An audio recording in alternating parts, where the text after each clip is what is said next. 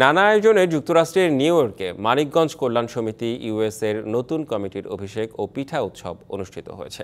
New York প্রতিনিধি কানু দত্ত জানান, নতুন ধানে নতুন প্রাণে চলমাতি পিঠার ঘ্রাণে এই স্লোগানে উডসাইডের কুইন্স প্যালেসে এদিন অংশ নেন প্রবাসের বিপুল সংখ্যক মানিকগঞ্জবাসী ছাড়াও কমিউনিটির নানা প্রান্তের নেতৃবৃন্দ। কয়েক পর্বে ভাগ করা অনুষ্ঠানের শুরু করা হয় 29 রকমের পিঠার সমাহার নিয়ে পিঠাপুলি পরিবেশনার মধ্য দিয়ে। এদিন সংগঠনের সদস্যরা বাসা থেকে নিজ হাতে তৈরি হরেক রকমের পিঠা পরিবেশন করেন আগত অতিথিদের জন্য।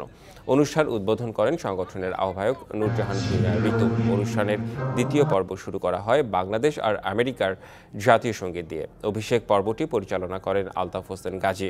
এদিন নতুন কমিটির সভাপতি নির্বাচিত হন লুৎফর রহমান জুবায়ের ও সাধারণ সম্পাদক নির্বাচিত হন সজীব চৌধুরী।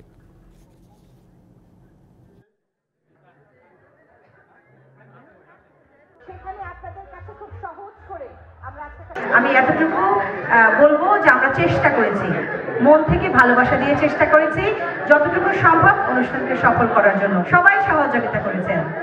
একসাথে না হলে কখনোই কোনো কিছু করা সম্ভব নয়। আমরা একসাথে থাকতে চাই, শক্তি নিয়ে বাঁচতে চাই, এগিয়ে যেতে চাই সফলতার পথে।